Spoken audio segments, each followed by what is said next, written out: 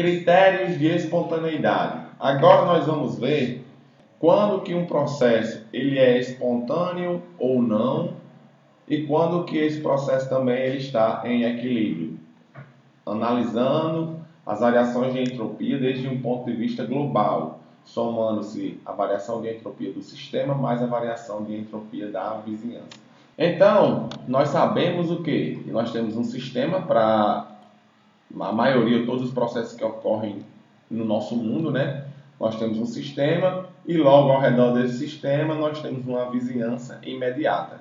E a variação de entropia total, ela será igual a quê? A variação de entropia do sistema mais a variação de entropia da vizinhança.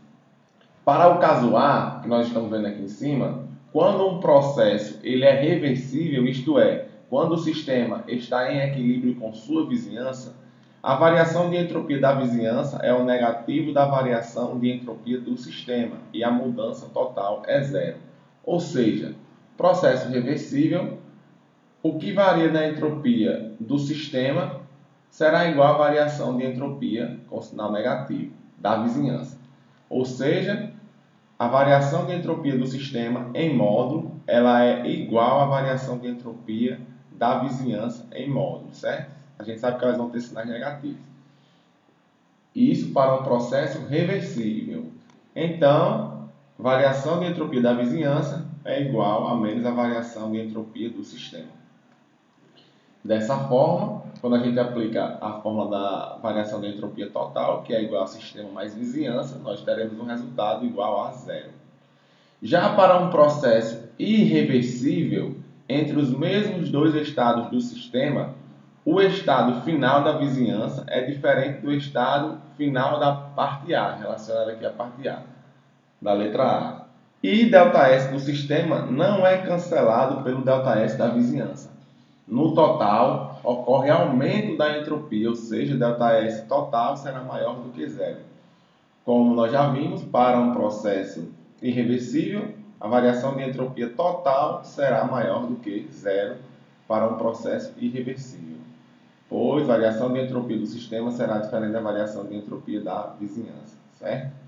Então, a variação de entropia total será maior do que zero.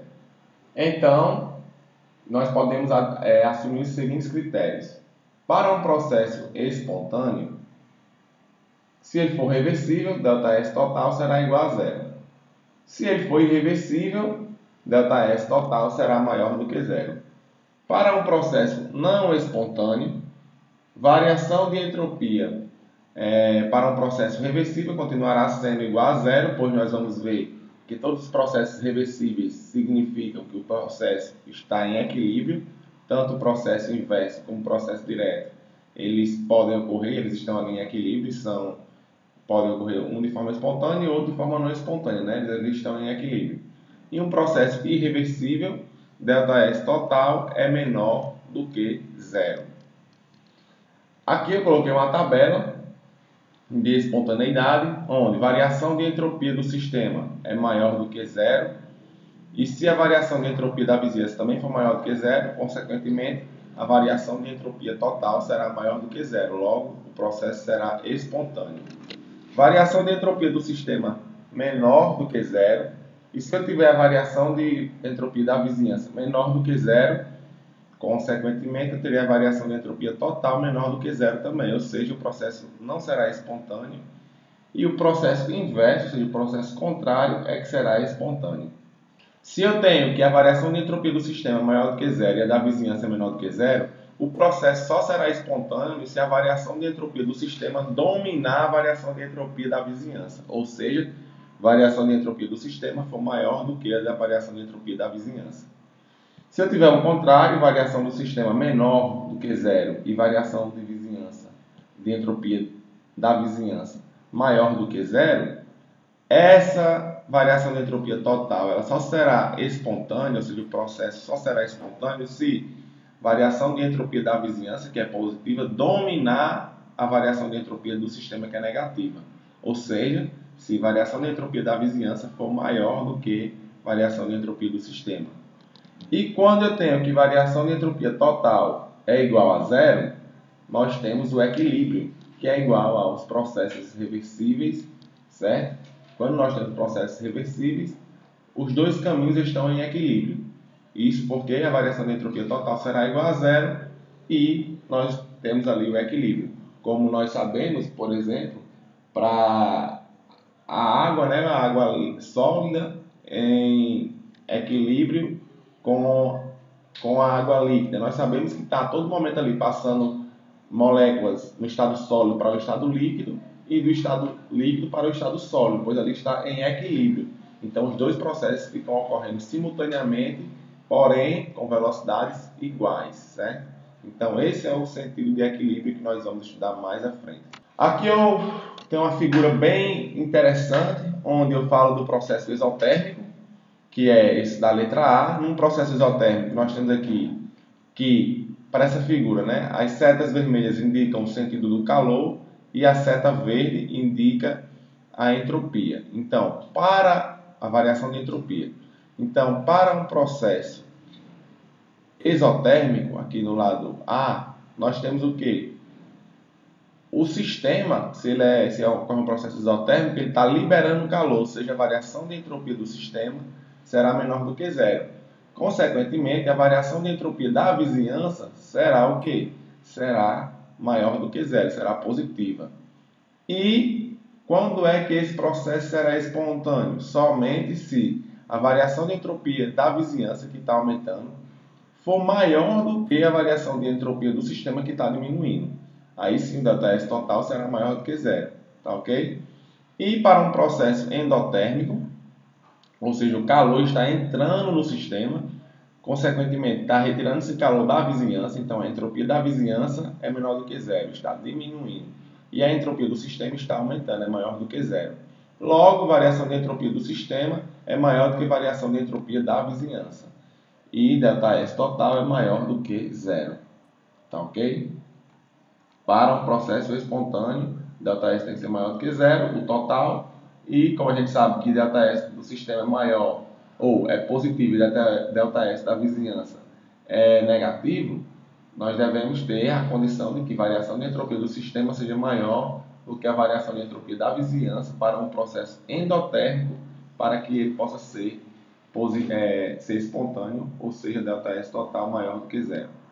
Aqui é a mesma explicação do slide anterior, só que de forma mais detalhada para um processo endotérmico. O calor entra no sistema, ou seja, retirando energia da minha vizinhança, ou seja, a entropia da vizinhança diminui, a entropia do sistema aumenta. E para que esse processo seja espontâneo, o aumento de entropia do sistema tem que ser maior do que a diminuição de entropia da vizinhança. Aí sim nós teremos um processo endotérmico espontâneo. Calcule uma amostra de exercício, né? Calcule a variação de entropia da vizinhança quando a seguinte reação se completa em 298 Kelvin. A reação de síntese da amônia. Nós teremos o quê? Que a variação de entropia será menos 192,45 Joule por Kelvin. E a entalpia, a variação de entalpia, será igual a menos 92,22 kJ, ou seja, 10 elevado a 3 joules. Então, nós já sabemos a variação de entropia do sistema e agora vamos calcular a variação de entropia da vizinhança. Se o sinal aqui da entropia, da variação de entalpia, está negativo, quando a gente quiser calcular a variação de entalpia da vizinhança, a gente tem que colocar um sinal negativo aqui na frente, ó, porque a variação de entropia do sistema é igual a menos a variação de entropia da vizinhança.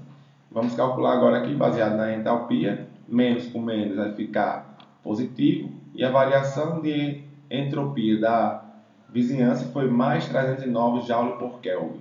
Se a gente somar a variação de entropia do sistema mais a variação de entropia da vizinhança, vamos obter um valor positivo, mais 116,55 Joule por Kelvin. Ou seja, a variação de entropia total será maior do que zero e a reação é espontânea. Agora vamos ver outro exemplo. Verifique se a combustão do magnésio é espontânea em 25 graus Celsius, em condições padrão, calculando a variação de entropia total da reação do magnésio. 2 mg sólido mais O2 gasoso, mais 2 mg O, né, mais duas moléculas de óxido de magnésio, monóxido de magnésio, nós temos a entropia e a entalpia. Usamos o mesmo raciocínio da questão anterior para calcular a variação de entropia total e vamos obter que a variação de entropia total é maior do que zero, logo a reação é espontânea. Nosso último exemplo, nós vamos ver o cálculo da variação de entropia total de uma expansão de um gás ideal. Temos que calcular aqui a variação de entropia do sistema, da vizinhança e a variação de entropia total para a letra A, expansão isotérmica reversível desse gás e uma expansão livre isotérmica irreversível de 1 mol de moléculas de um gás ideal de 8 litros até 20 litros em 292 Kelvin e explicar as diferenças entre os dois caminhos. Como é isotérmico, no caso A, a variação de energia interna é igual a zero, então trabalho é igual a menos calor. Sabemos que variação de entropia vai ser igual a NRLN de volume final sobre volume inicial. Variação de entropia do sistema, então a gente substituindo aqui os valores, 1 mol, a constante dos gases, 20 litros, LN de 20 litros sobre 8 litros, vamos obter que a variação de entropia do sistema é mais 7,6 Joule por Kelvin. Como o processo é reversível, variação de entropia total é igual a zero, ΔS do sistema é igual a ΔS da vizinhança. Então, ΔS total é igual a zero, ΔS do sistema é igual a menos ΔS da vizinhança, ou ΔS da vizinhança é igual a menos ΔS do sistema, dá igual. O que importa é que um vai ser o oposto do outro. Nós teremos o quê? Que ΔS da vizinhança será igual a menos ΔS do sistema, que será igual a menos 7,6 Joule por Kelvin. Já para uma expansão livre isotérmica irreversível, nós temos o quê? Se a variação de energia interna vai para zero, para um processo isotérmico, quando nós temos uma expansão livre, ou seja, pressão igual a zero, trabalho também será igual a zero, pois trabalho é igual a pressão vezes variação de volume. Então, nós vamos ter o quê? Que calor será igual a zero. Se calor é igual a zero, então não há troca de calor com a vizinhança. E ΔS da vizinhança será igual a zero, certo? Porque está ocorrendo ali o quê? Somente no sistema. Aquela variação de energia de entropia vai ocorrer ali somente no sistema, já que ele não troca calor, né, com a vizinhança. Variação de entropia do sistema, por ser uma função de estado, vai ser igual a do exemplo anterior, mais 7,6 Joule por Kelvin. Logo, ΔS total também vai ser igual a mais 7,6 Joule por Kelvin, e o valor de ΔS total sendo positivo é consistente com a expansão isotérmica irreversível, ou seja, uma expansão isotérmica irreversível ocorre de forma espontânea, que é justamente um gás se expandindo quando eu tenho ali um pistão com pressão zero, né? Então, isso aí só comprova o que nós observamos na natureza. Então, cálculo da variação de entropia total de uma expansão de um gás. Isso aqui é só para ilustrar os resultados do exemplo anterior. No caso A, nós temos uma expansão isotérmica reversível. Então, variação da entropia do sistema é igual à variação da entropia da vizinhança, onde ΔS total será igual a zero, certo? Aqui está tudo identificadozinho. E o processo aqui ele está em equilíbrio. Já o caso B é o que? Quando eu tenho uma expansão isotérmica livre e irreversível, ou seja, variação de entropia da vizinhança é zero, variação de entropia do sistema é mais 7,6 Joule por Kelvin, e a variação de entropia total será mais 7,6 Joule por Kelvin, mostrando que o processo ocorre de forma espontânea. Vamos ver agora só um exemplo de equilíbrio. Nós já vimos que o equilíbrio ocorre quando a variação de entropia total é igual a zero, ou seja, quando está ocorrendo ali o processo de reversibilidade. Tudo que está indo no processo, então, na velocidade no sentido inverso também está ocorrendo. Isso quando a reação química atinge o equilíbrio, por exemplo, é quando a variação de entropia total ela é igual a zero, ou seja, a velocidade com que os reagentes estão formando os produtos também estão formando os reagentes. E ali não significa que não está ocorrendo mais reação química. A reação química está ocorrendo e, porém, né, em ambos os sentidos, o direto e o inverso na mesma velocidade. Mesma coisa ocorre com o equilíbrio entre fases. Por exemplo, entre a água sólida e a água no estado líquido. Significa o quê? Que tanto a água está passando do estado sólido para o estado líquido, como a água está passando do estado líquido para o estado sólido ali na mesma velocidade e elas ali estão em equilíbrio, né? Então, demonstre que o gelo e a água estão em equilíbrio em menos 273,15 Kelvin. Nós sabemos o quê? Que a variação de entropia, o ΔS de fusão da água, né? O ΔS de fusão molar é mais 22,22 Joule por Kelvin mol. Está dizendo aqui o quê? Que ΔS do sistema vai ser igual a ΔS de fusão molar. E que o ΔH de fusão é mais 6,01 vezes 10 elevado a 3 Joule por mol. Se a gente calcular agora o ΔS da vizinhança, como sendo menos o ΔH de fusão dividido pela temperatura, nós vamos obter o quê? Menos 22 Joule por Kelvin a menos 1. E isso daqui é Joule por Kelvin a menos 1 mol também. Aqui. Eu poderia colocar aqui por mol, né? Porque já tudo aqui está sendo feito para entropia molar e entalpia molar. Então, o ΔS total seria o quê? Menos 22 Joule Kelvin mol mais 22 Joule Kelvin mol. Isso daqui daria um ΔS total igual a 0 Joule por Kelvin. Ou seja, o processo estaria em equilíbrio.